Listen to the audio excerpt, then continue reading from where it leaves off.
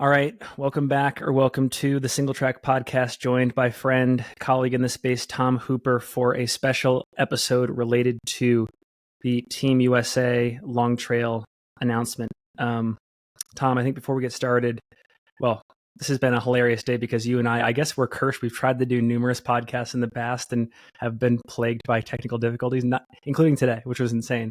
But introduce yourself to the audience. Like, what's your background as it relates to race directing, and then to the World's team here? Yeah, I'm the owner of 603 Endurance. I put on 9 races in New Hampshire, but I'm also part of USATF. It's a volunteer position, a volunteer-based position. But I'm part of the committee that does selection races and selection of the team, of the U.S. team for the Worlds. And I think that the best place to start is just around the course, like where Team USA is headed in September of 2025. Take a minute to sort of describe what they have. Yeah, we're headed there September 27th. The course is an 82K or 51-mile race with a little over 5,400 feet of 5,400 meters or 18,000 feet of vert. It's in the Pyrenees. I know a lot of us have never run there, so we're not 100% sure on what the trails are going to look like. So we're pretty excited about that. The September 27th thing is kind of important when this comes to the selection races and the selection of the team, just because it's only 1 month away from UTMB. Earlier this year, at this point, it's old news, but I do think it's relevant to this conversation. Earlier this year, when it was announced that Gorge was going to be the qualifier race, the selection race for the non-resume-based athletes, there was a little bit of pushback from fans and some athletes in the space. Talk about that, sort of your response to it, and how you feel things played out at Gorge for this year's team. Yeah, so when we had the selection races, so basically we put it out and say, hey, listen, we need races. If you have a race that's 100K, if you have a race that's a 50K, whatever it is, put your race in the pot. We'll go through them, see how much they resemble Spain, or whatever race we're looking for. Not a whole lot of races in the States before the timeline that we needed that have 18,000 feet of vert in 51 miles. That's just an absurd amount. So we have to go through those. So we took I don't want to use the word less of two evils, but we took the best that we thought we could possibly get out of that, and we selected the Gorge 100K. And then just thinking about possible questions out there in the audience, how come the window for race selection is condensed from January to July of 2025? Like, how come the race couldn't have happened, for example, in 2024? That's a great question. I'm not 100% sure why it couldn't, in the sense of the USATF has come up with these guidelines, and we basically have to follow those guidelines. I do think it may be a little far out in the sense of what happens. I think even April to September is a long period. All these athletes, they get bonuses on other races. This is a big deal. They're pro athletes. They're getting paid to do well at other races. There's not very many athletes that I think that have bonuses attached to Worlds. So they're not going to stop to make this their A race. So having that truncated time to know that they're healthy, that know that there's not that much in between, I think is sort of important. I'm editorializing a little bit here, but one thing we've talked about on our Long Run Archive sort of talk show episodes is this idea of a sort of a standalone professional race, and whether that would make sense. For example, like if you were to take a race like Western States and just basically make it bigger by having it later in the year, and it's just like elite fields on both the men's and women's sides. This is making me wonder, like for future years, just throwing ideas in the pot, like would a selection race for the World's team make good sense to just have like as a standalone, like as a race director yourself, could we just have like, a 50 to 100 person selection race field for a race in like Waterville Valley? Like an invitational? Yeah. I don't disagree with that. But then it's, I guess the point is, are you looking to have the best selection race, or are you looking to have the best team at Worlds and win gold? Mm. So this is where the committee itself gets sort of twisted. There's some old school beliefs that we should be picking the top six from the selection race, and then there's people that think that we should be having more resumes. I think that if you want the best team possible, I think you're going to have some resume spots. I don't think there's certain individuals that come to race a selection race, unless Worlds become so important where there's a big bonus in their pro contracts that are gonna make it worth their while. Where do you think the split should be off the top of your head? Like what percentage resume versus what percentage? I like the 2-4. Okay. I do like that. I think that right now, because I don't think the best of the best are going to some of these selection races. Maybe not talking about Gorge or whatever, but it's the best of the best aren't attending, and I think we'll see. We'll see it change. I hope we'll see it change soon. I mean, because Worlds is becoming more popular. It's becoming more cool. Like it wasn't cool back in the day, right? And it was split into 4 different races, and now it's one long weekend. So it's cool. It's as close to the Olympics as we have right now. I think you make a really good point about the selection races maybe not having those financial incentives for some of the pros, and that would make the team not as strong as it possibly could be if you were to give more spots to resume. I think this is actually one of the great arguments for Gorge because, Free Trail does such a great job on the media side of things. The race already has reputation. It's been a golden ticket race in the past. I have to imagine that there was already baked an incentive in those contracts for at least some of these great athletes to be at Gorge, in addition to it being layered on that selection race. Right. Yeah. I think if you go and you're going in as a committee and you're looking for the best team, you can't have all your eggs in one basket and just 2 fast people, 2 climbers. You need utility people, right? You have to kind of figure out, because we don't know what this course is going to look like. When we were in Austria the night before the race, they changed it from 18,000 feet of vert to 22,000 feet of vert. So we could get there and this could change. This could drop 5,000 feet. And now we need somebody that's maybe not so much of a climber, but we need some fast people to do well. So I think when you have some variables of courses, I think it helps. I think it makes your team more well-rounded. Let's move on to these teams, maybe starting with the women's team. Can you run us down the list of spots? Yeah. So, Shea Aquilino and Claire Rhodes, they won 1-2 from Gorge. So they got the auto pick spots. And then, all right, we'll go down the list. We're going to start with Katie Scheid. Katie Scheid put in. We have Allison Baca, Jennifer Lichter, and Emily Schmitz. Incredibly strong. My first thoughts, incredibly strong team. The elephant in the room is no Courtney Dauwalter. No Courtney. About 2 weeks before, we hadn't heard a word from her. A bunch of us reached out, and I believe she was at the Solomon camp. And we got an email saying that she's going to pass for this year. Wow. So yeah, it was kind of a bummer, but I still think we have a team that's gonna be on the podium no matter what.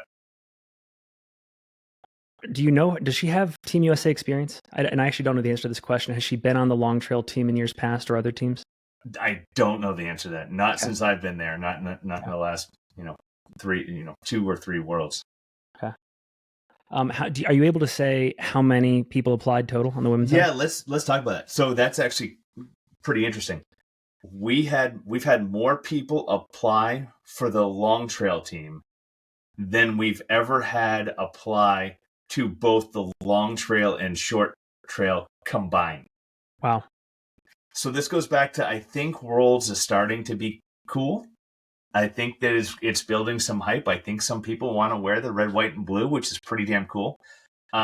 Yeah. So yeah, I'm glad you asked that question because that was a huge thing. I mean, the selection. I mean, it was so hard. I mean, there's another list of 30 people that could take those spots and be just as good as anybody else. So yeah, I mean, the depth was deep. If it's if you want to throw that out there. What do you attribute the increase in interest to? Like, why do you think it's cool now? What are some of the factors that come to mind? I don't know. Nothing else we do is a team. So does it kind of get you back to the cross country as a team? Do you have some, do some of these people have some memories that are like, I want to be on a team again? It's also representing your country. I don't know. Maybe we did enough good media where it looked cool, like we were having a good time out, in Austria and Thailand. I don't know, but it's really cool to see, and I can't imagine, it it goes down. I'm gonna guess the hype builds even more every time we go to a new country. Were there any other people besides Courtney that you were on the outbound for? Like you were prospecting, you were asking them, and you got no's? Not no's. There was one person that submitted 5 days late that I would have liked on the team, but that's got to follow the rules. And you can't, Unfortunately, you're not at liberty to say the name. I'm not gonna. Yeah, I'm gonna go with the positive of the team that we have right now. I think is pretty badass. I have a bunch of questions around sort of the mechanics and the philosophy around team building, but let's talk about the men's side. Let's list out the men's side too. Okay. Starting with Gorge and then going down to the resumes. Yeah. So the Gorge resumes. The Gorge top two were Adam Peterman and Tracy Cope. And then for the resume spots, we took Zach Miller, Eric LaPuma, and Caleb Olson. And then one little guy you probably never have heard of, Jim Walmsley is gonna run for Team USA. So we're gonna have an Adam and Jim throwdown in Spain. But again, there isn't, at least in my opinion, given the couple of years they've had in the sport in particular, elephant in the room, no Hayden Hawks. I probably can say this. Hayden reached out and he's like, I am not that great of a climber I am not the best guy to be on this team. Yeah. I'm more impressed that he said that. That's way to be so honest. Like if you don't think you're the best guy for Team USA to win and you give up the spot, yeah. Oh my gosh. Yeah. Okay. Yeah. So like proactively reaches out. Yep, because I was like, hey, listen, this is the last day to put your resume in. And he said, I don't think I'm going to be the best guy. I think he's also racing other things, and I think he just doesn't think that he can recover and do that. So I gave him a golf clap for being so honest. Like, way not to take a spot if you don't think you're going to be 100%. So that was really cool. Well, I think the obvious follow-up question here is, as you were studying... Well, actually, sorry. I'll ask one more question. Were there as many applicants on the men's side as the women's side for this team? Yeah, I mean, my statement of there's more, that was a total. That was men and women. Okay. Yeah. Okay. Men and women. Yep. Okay. As you were analyzing entries, how much were you taking into consideration their race schedules for sort of the year, especially that whole like month, maybe 2 months on either side of Worlds? Were you looking sort of for some commitment to like being fresh, quote unquote, for race day? Yeah, we got pretty nitty and gritty, and we'd send them some messages, just picking their brains, like, are you going to run UTMB? And I think that has I think that had a lot of weight on it. I think there were some people that we passed just because they are 100% in for UTMB. It's a tough thing. I think there's only maybe 2 or 3 people that can do the Western UTMB Worlds SummerSlam. I think maybe that Courtney. would Maybe Courtney. Courtney. I think Katie could do it. Jim. Yeah, but I think that is a really hard triple. There's just no downtime. So, is it fair to say that because Katie, Jim, Zach, for example, just to name 3, because they're on the teams, you are confident that they are not trying to double up at CCC or UTMB? Yeah. I mean, if they did, I wouldn't be worried. I don't believe Zach is. I think Zach's is Hard Rock and Worlds. Yeah. I think that's his A game. Yeah, and I think I think Katie would be fine doing those. I still think she's good. I mean, she just won a race by 2 hours, didn't she, on this last weekend? I don't think she's slowing down. And then the story about Hayden is incredible, and it makes me wonder. Like, again, as you're looking at these resumes, also acknowledging that, like you said, the courses have changed in the past. Like Innsbruck changed, I guess, relatively last minute. To what degree are you looking at these athletes' abilities to like truly run in the mountains? Like Hayden acknowledged possible shortcomings there. Are you Right. looking So at brass tacks? you look at this together, right? Like you look at Jim and Adam, just super fast, right? But then you have somebody like Caleb. Like Caleb didn't have the best worlds in Austria, and since then, I don't know what he did. He's on a tear. He hired Jack Kensel. He hired Jack. He is on a tear, and he's just putting in so much climbing. So now you're talking about, okay, we have two fast. We have two climbers in Zach and Caleb, right? You have a utility guy in Trace, Puma, or, the same thing. So I think that this is going to be a really good, well-rounded team that no matter what they throw at us, I don't see us not being a gold team. I think, when I was asking you earlier about why the uptick in interest, you really emphasized the team component of it. And it's funny, I was watching on Netflix, it was one of those basketball documentaries about the Team USA basketball team at the most recent Olympics, and how historically the disadvantage that the USA basketball team has always had is that, yeah, they do play with each other all the time in the NBA, but they don't have this history of regularly practicing together. Like, they're kind of assembled at the last minute for the Olympics. Whereas if you look at Serbia, or just go down the list of European countries, these teams get to know each other. They're playing with each other, practicing with each other 2, 3, 4 years. Like, they're spending the entire cycle getting ready. Yeah. And it seems like in the world of trail, like France might do that to some extent too, few other teams. But like, again, we are relatively assembled at the last minute. How do you feel about that? Like, is there anything do you have any leeway to adjust things in the future? Is that important? I do not. Our industry does, I think. I think that teams are getting a little bit better. They're having their camps, Terex seems really tight, based on all the stuff they do. So I think that there is team building. I think they realize that iron sharpens iron. I think them running together with the best is, yeah, I think it is getting better. I don't think that we have a way to change it, really. When you make it on this team, are there any resources at your disposal beyond, for example, your own brand affiliations? Like, if Caleb is like, oh, I'd love to go out to Canfranc a month in advance, really get to know this course. Is there like a program that like the USATF supports to get them out there? No, trail running and the USATF are very far apart. We are the redheaded stepchild of that situation. Nancy does a very good job. She begs and pleads for every penny we get. So this is a fully funded team, but everything is really close, and most of the time, I believe Nancy has to pay for some of it out of ATRA.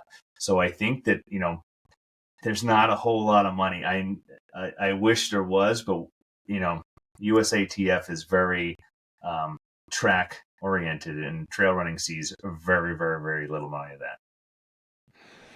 Winding down here a little bit, I'm sure there are a lot of athletes watching, listening to this, maybe even some that applied and just, it wasn't their year to get selected. As you think about the next cycle, I don't want to get too far ahead, but when you think about the next cycle, building this team in the future, what is your advice to some of these athletes on how they can better position themselves to be selected in the next cycle beyond maybe like getting in at a selection race?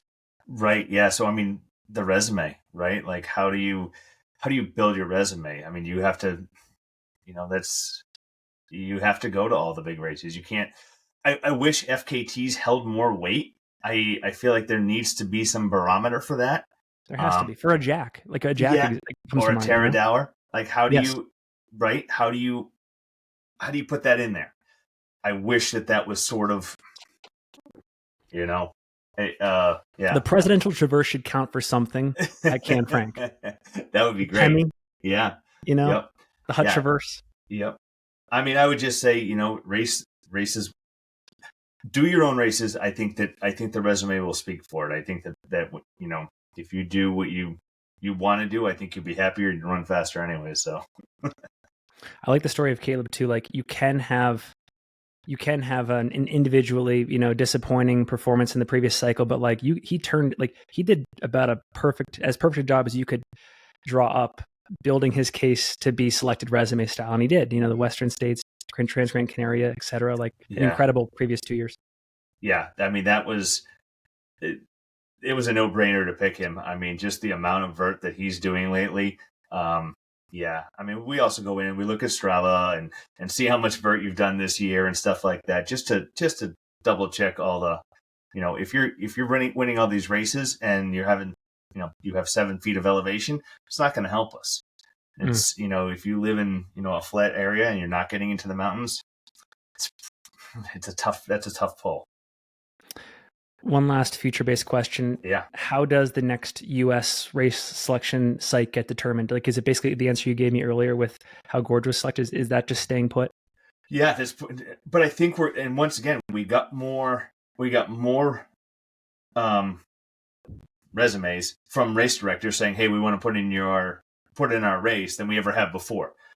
The only disadvantage was the time. Why we needed so much time, in the sense of it takes a long time to go through all the government processes of passports, W-9s for reimbursement, all of the things. So we can't do it in August, select it, get them all their gear, and then get their flights, stuff like that. It doesn't work so they like it in June, the end of June for the short, that end of June for the short race in the mountain and the vertical. So yeah. And then for anyone out there who is like you, just really passionate, a steward of the sport, they want to get involved. Like I know you're doing this in a volunteer capacity, which is, I think, really, like, for anyone watching, listening, that should be lauded. Like that's incredible. Are you looking for people on the front lines to like politic to make, to improve processes, funding, all that kind of stuff? Like are there ways for people to get involved that way? Well, I don't want them to take my non-paying job, but that would be a Nancy Hobbs question at ATRA. She would be the one to tell you that. Tom, always a pleasure to connect. Really appreciate what you're doing. Like I said, excited to see these teams come to form. Any final thoughts or questions you have for listeners to me before we go? Yeah, the next selection race for mountain is at Sunapee Scramble on June 1st, and then the short course and the vertical is Broken Arrow in the middle of June. But short course resumes, we would love to see your short course resumes. We have a ton, but we would love to see everybody else's. We would like to take the best team possible. Short courses where we've needed some improvement in the last couple of years, so we would love to see more resumes. What's the deadline for that? The day after Broken Arrow. Okay, so basically middle of the third week of June. Yeah, middle of June. Okay. Yeah.